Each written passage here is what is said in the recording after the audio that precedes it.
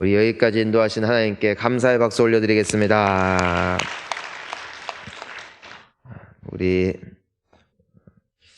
우리가 이제 여호수아서 말씀을 통해서 이제 확실하게 배운 것이 무엇이냐? 그건 바로 결국 하나님의 말씀을 듣는 자가 복된 게 아니라 행하는 자가 복되고, 들은 자가 승리하는 것이 아니라 믿음으로 행한 자가 승리한다는 것이죠. 여러분, 우리가 하나님의 말씀을 지금까지 듣는 자리에 있었다면 이젠 순종하여 하나님의 약속의 주인공 되시기를 축원합니다. 하나님은 이미 복 주기로 작정하셨고 우리에게 복 받을 방법을 다 주셨잖아요. 알고 안 하면 안타까운 것 아니겠습니까? 우리는 항상 하나님의 말씀을 가까이 하고 세상의 기준으로 사는 것이 아니라 하나님의 말씀이 기준이 된 삶을 살아가야 합니다. 내가 편하냐, 문화가 어떠냐, 정서가 어떠냐, 주변 사람들의 반응이 어떠냐가 내 인생의 기준이 되면 인생은 항상 정처 없이 흘러갈 뿐입니다. 왜냐하면 세상은 흔들리고 세상은 바뀌기 때문입니다. 10년 전 유행하던 것이 오늘날은 옛것이고, 오늘 유행하는 것이 50년 뒤에는 다 잊혀집니다. 진리가 아니라는 것이죠. 비본질을 붙잡으면 비본질과 함께 나의 삶도 무너지는 것입니다. 하지만 진리는 영원히 변치 않음을 믿습니다. 그것이 하나님의 말씀이에요. 하나님의 말씀은 이전에나 오늘이나 영원토록 변치 않고, 꽃은 마르고 풀은 시드나 여호와의 말씀은 영영이 서리라. 이 말씀이 오늘날에도 동일하게 유효함을 우리는 믿습니다. 때문에 말씀을 기준으로 사세요. 말씀을 기준으로. 기도의 제단 쌓기를 포기하지 마십시오. 예배의 제단을 쌓는 것을 생명보다 귀하게 여기세요.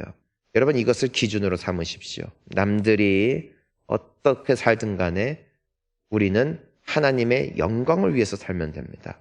내가 먹든지 마시든지 공부를 하든지 일을 하든지 사람들을 만나든지 혼자 있든지 나의 인생의 목표를 하나님의 영광을 위한 것이 되어질 때 하나님은 그 삶을 반드시 복되게 쓰실 줄을 믿습니다. 그래서 우리가 이 여호수아서를 통해서 이 분명한 사실을 함께 볼 수 있었습니다. 그들이 믿음으로 요단강을 밟을 때 요단강은 끊어졌고, 믿음으로 여리고성을 돌 때에 여리고성이 무너졌고, 믿음으로 할례를 받았을 때 하나님이 그들과 함께하기로 작정하셨고, 이 모든 것이 순종으로 말미암아 이루어졌던 승리였음을 우리가 볼 수 있습니다. 자, 그런데 우리가 오늘 이제는 특별 새벽 기도의 이제 마지막 이 본문을 다루는 가운데 우리가 그럼에도 인정해야 되는 게 있어요. 인정해야 되는 게. 그건 뭐냐? 우리는 또 때로는 잊어버린다. 자, 우리 1절과 2절 말씀을 우리 먼저 한번 읽어보겠습니다. 시작. 2일 후에 요단 서쪽 산지와 평지와 레바논 앞 대해 연안에 있는 햇사람과 아모리 사람과 아나안 사람과 브리스 사람과 히위 사람과 여부스 사람의 모든 왕들이 이 일을 듣고 모여서 일심으로 여호수아와 이스라엘에 맞서서 싸우려 하더라. 와, 이 사람들은 현재 무슨 소식을 들었습니까? 요단강 갈라졌다, 여리고성 무너졌다, 아이성도 무너졌다. 소식을 듣고 긴급 회의를 한 거예요. 원래 다 적들인데 이제는 이들이 더 이상 적으로 싸울 수가 없어요. 왜요? 이스라엘 사람들이 왔기 때문에 이제는 이들은 연합팀을 꾸리게 되어집니다. 그리고 이와 같은 일들이 있었다 하고 논의하는데 그들은 오히려 어떻게 하기로 결심합니까? 싸우기로 결심합니다. 싸우기로. 죽을 운명임을 알면서도, 하나님의 군대임을 알면서도 그 강한 여리고성과 아이성조차 무너졌다면 이들에게도 큰 가능성이 없음을 알면서도 오히려 그들의 마음에는 어떤 마음이 있는 거예요? 저들은 각자 싸우기 때문에 진 거니까 우리가 함께 연합하면 이길 수 있을 거야. 모든 방법을 총동원하여 마지막까지 하나님께 대항하는 모습. 여러분, 결국 우리가 하나님을 믿고 또 하나님 앞에 나아갈 수 있는 것은 눈에 보이는 것으로 말미암지 않는다는 것을 다시 한번 볼 수 있게 됩니다. 믿음은 하나님의 선물임을 믿습니다. 아무리 눈에 확실한 증거들이 보여도 야, 진짜 되네? 하나님 믿는 사람들은 진짜 되네? 정말 하나님을 믿고 주님을 따르고 사랑하는 사람들은 저렇게 행복할 수가 있네? 저렇게 기쁠 수가 있네? 봐도 안 믿는 게 인생이라는 것이에요. 때문에 예수님께서 우리에게 이 세상을 떠나시면서 주기로 약속하신 것이 있어요. 그것이 바로 보혜사 성령 하나님이시죠. 왜 그렇습니까? 나는 보아도 보지 못하고 들어도 듣지 못하는 그게 인간이라는 것이에요. 그렇게 일평생을 하나님 앞에 많은 증거와 또 많은 체험들을 했음에도 불구하고 주님의 영이 나의 심령 가운데 역사하지 않고서는 우리는 여전히 하나님의 존재를 부정할 수밖에 없는 인생임을 깨닫게 된다는 것이에요. 내가 예수를 믿고 보니까 오히려 놀란 것은 하나님은 항상 내 곁에 계셨는데 내가 그걸 보지 못했다는 것이에요. 하나님은 항상 나의 곁에 선한 일을 행하셨고 기적들을 행하셨고 정말 갓 믿는 사람들, 갓 은혜를 받아서 주님을 영접한 사람들의 이야기를 들어보면은 그들의 고백이 있어요. 나는 수십 년간 하나님을 떠나 있었지만 생각해보니까 하나님은 늘 내 곁에 계셨다. 하지만 내 곁에 계심에도 보지를 못하는 거예요. 왜요? 내 눈이 가려져 있으니까. 하나님이 눈을 뜨게 하지 않으시면 우리는 볼 수가 없어요. 바울이 처음 예수님을 그 다메섹 도상에 가다가 만나게 되어지고 그의 눈에 실명하게 되었을 때 3일간 주야로 금식하며 기도할 수밖에 없는, 앞을 보지 못하는, 하지만 하나님께서 나다나엘을 보내사 그 안수하게 하시고 또 그의 눈의 비늘 같은 것이 벗겨지니까 그가 비로소 보게 되어지죠. 하나님께서 우리의 눈을 뜨게 해주시기를 간절히 소망합니다. 안 그러면 이 사람들처럼 사는 거예요. 보아도 보지 못하고 들어도 깨닫지 못하고 살아가는 것이에요. 여러분, 은혜 아니면 살아갈 수가 없어요. 우리가 사실 이 새벽에 나온 거, 여러분 뭐 특세한다고 나왔겠어요? 내가 특세를 한다고 해도, 첫 주를 주님 앞에 올려드리자 해도 그 마음속에 깨닫지 못하면 못 와요. 아무리 홍보를 하고 아무리 옆에 사람들을 통해서 격려한다 할지라도 귀찮으면 못 오는 거예요. 믿어지지 않으면 못 오는 거예요. 하지만 홍보하지 않아도, 그냥 열심을 안 해도, 그냥 우리 함께 기도합시다 해도 주님의 성령이 내 안에 깨닫게 하시면 새벽을 깨우는 게 인생이더라고요. 왜요? 믿어지니까. 믿어지는 것도 하나님의 은혜더라고요. 결국에는 우리는 하나님의 은혜로 사는 존재들임을 고백하는 것입니다. 여러분, 은혜 충만하시기를 축복하고 성령 충만하시기를 축원합니다. 그래서 보아도 못 보면 얼마나 슬퍼요. 보는 인생 되시기를 주의 이름으로 축원합니다. 하지만 한 족속만이 하나님의 은혜가 있었어요. 우리 함께 3절과 우리 4절 함께 읽어볼까요? 시작. 이번 주민들이 여호수아가 여리고와 아이에 행한 일을 듣고 꾀를 내어 자신의 모양을 꾸미되 헤어진 전대와 헤어지고 찢어져 기운 가죽 포도주 부대를 나귀에 싣고.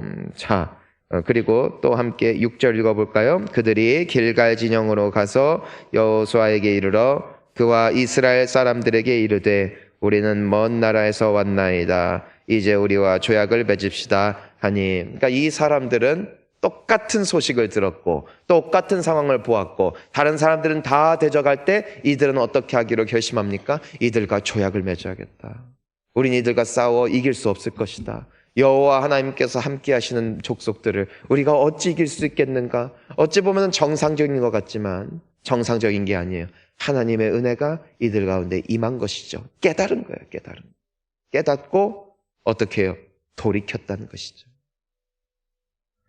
이것이 이들 가운데 임했던 하나님의 은혜였습니다. 근데 문제가 있어요. 문제가 뭐냐? 이들은 투항하기를 바라나 이미 하나님께서 이 이스라엘 백성들에게 분명하게 말씀하셨던 거예요. 여기 있는 땅의 족속들과 화친도 맺지 말고 다 죽여라, 다 죽여라. 그게 하나님의 말씀이었어요. 그러니까 이미 여호수아와 더불어 이 이스라엘 사람들은 그 가나안 땅에 있는 사람들과 화친 맺을 생각이 전혀 없어요. 그러니까 이것을 이 기브온 주민들도 알고 있는 것입니다. 그러니까 이들이 어떻게 한 거예요? 연극한 거예요, 연극. 낡은 옷 입고 낡은 포도주 부대 들고 아주 곰팡이 난 떡 준비해가지고 마치 이 지역에 있는 사는 주민이 아니라 먼 곳에서 온 사람인 것처럼 꾸몄어요. 안 그러면은 자신들도 죽임을 당할 것을 알았기 때문에. 여러분, 그래서 그들은 하나님 앞에 두려워 떠는 마음으로 왔지만 이미 죽이기로 결심한, 그리고 죽이라는 명령이 있는 상황이었다는 것이에요. 자, 그러면 어떻게 할까? 그들이 만약에 투항했는데, 하나님을 믿는 믿음으로 경외하는 마음으로 투항을 했는데 여호수아와 이스라엘 사람들이 그들이 지역 주민인 걸 알면은 그럼에도 죽여야 될 것이고, 그렇죠? 이거 어떻게 하냐고요? 이거 어떻게 하냐고요? 근데 여기 참 아이러니한 상황이 발생해요. 아이러니한 상황. 우리가 알다시피 이 아이성과 싸울 때 원래 이들이 처음에 졌죠? 왜 졌어요? 여호와께 묻지 않았다. 여호와께 묻지 않았다. 그러니까 하나님 앞에 의지하지 않고 뭐 쉬워 보이니까 몇 사람만 해가지고 싸우면 됩니다 했다가 와장창 깨졌잖아요. 와장창. 큰 깨달음을 얻었어요. 큰 깨달음. 그렇죠? 정말 주님의 은혜 아니면 안 되는구나. 기도 안 하면 망하는구나. 불과 그거 깨달은 게 몇 주 전이라고.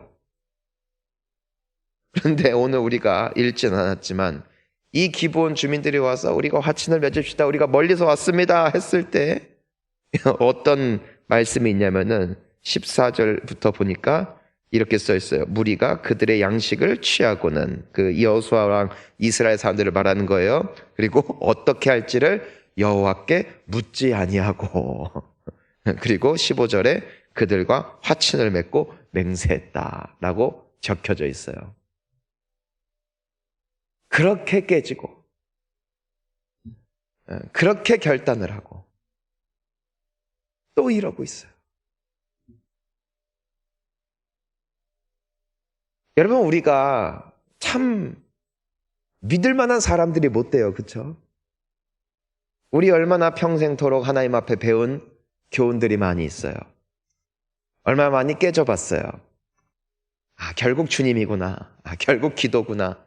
깨닫고 또 깨닫고. 그런데 어느 정도 또 승리하고 또 어느 정도 안정되면 또 잊어버리고.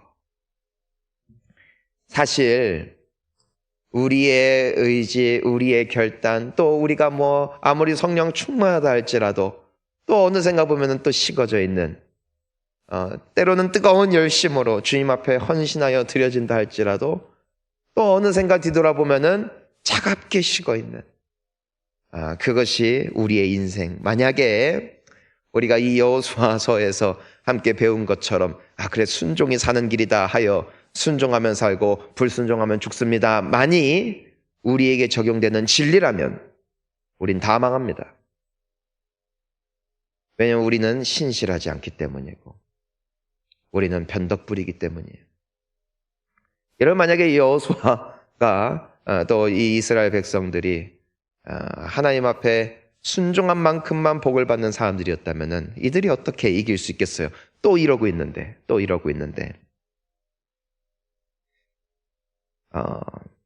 이들이 절대로 이 기브온 사람들을 죽이지 않기로 하나님 앞에 맹세를 합니다. 그리고 나중에 알게 돼요. 이 사람들이 이 지역 주민이라는 것을. 그러니까 막 백성들이 반발하죠. 어떻게 이럴 수가 있냐고. 당신들은 지도자이면서도 또 그 짓거리 하면서 막 분노하는 것을 보게 되어져요. 여러분, 근데 이게 아이러니예요. 만약에 여호수아가 알았다면 죽였을 거예요. 몰랐기 때문에 살려줘요. 누구를요? 여호와를 경외하고 다시 돌아오기로 작정한 기브온 사람들이 여호수아의 어리석음과 약함 때문에 산다고요. 하나님 안에서 구원을 얻는 거예요. 하나님은 합력하여 선을 이루세요. 합력하여 선을 이루신다는 것이 나의 순종이 있어요, 그 안에. 물론 그렇게 살아야죠. 근데 때로는 내 실수도 하나님이 바꾸실 수 있다. 여러분, 그러니까 우리가 하나님 앞에 기도할 때 하나님, 내가 이랬습니다, 저랬습니다, 기도할 수가 없어요. 그저 우리가 기도해야 되는 건 주님, 나를 불쌍히 여겨 주시옵소서. 왜냐면 우리는 숨 쉬면서 죄 짓거든.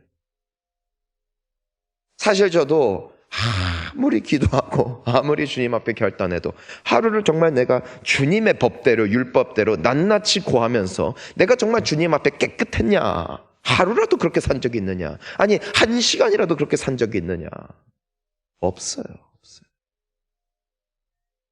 때로는 기도를 하면서도 육신의 정욕으로 기도할 때도 있고, 때로는 기도하면서도 염려할 때도 있고, 기도하면서도 내가 무슨 기도하는지 모를 때도 있고, 내가 정말 하나님 앞에 정직한 순간이 과연 얼만큼 되느냐. 아니, 나는 숨을 쉬면서도 죄를 지을 수밖에 없는 연약한 인생임을 고백할 수밖에 없습니다. 하지만 주님이 불쌍히 여겨주시면 주님은 그것을 통해서도 영광 받으시더라는 것이에요. 이 기본 사람들이 여호수아의 어리석음 때문에 살게 돼요. 하나님은 그들을 기뻐하신 거예요. 때로는 이와 같은 약함을 통하여서 일하시니 참 이 또한 아이러니합니다.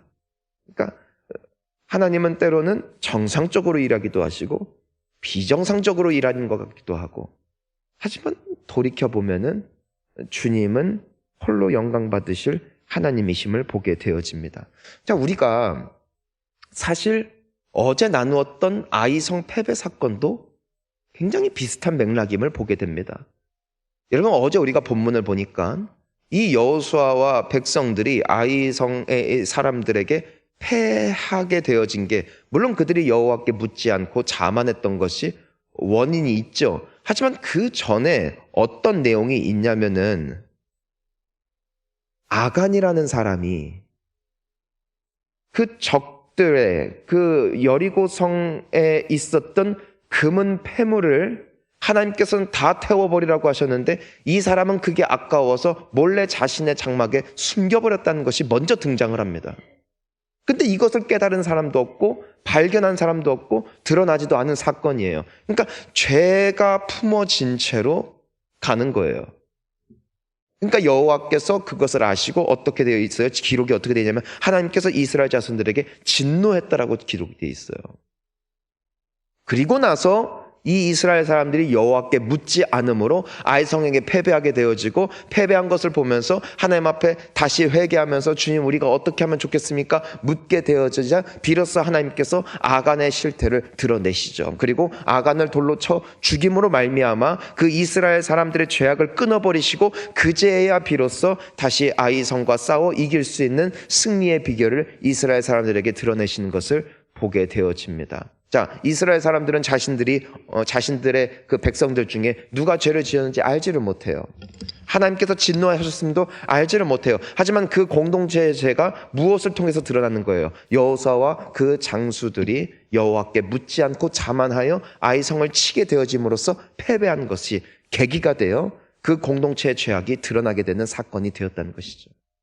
즉, 패배하지 않았다면 드러나지 않았을 것이고, 하지만 패배했기 때문에 죄가 드러나고 죄를 씻어내고 다시 하나님 앞에 정결한 심령으로 나아가 승리하게 되어지는 사건이 바로 아이성 사건이었음을 우리가 보게 되어지는 것입니다.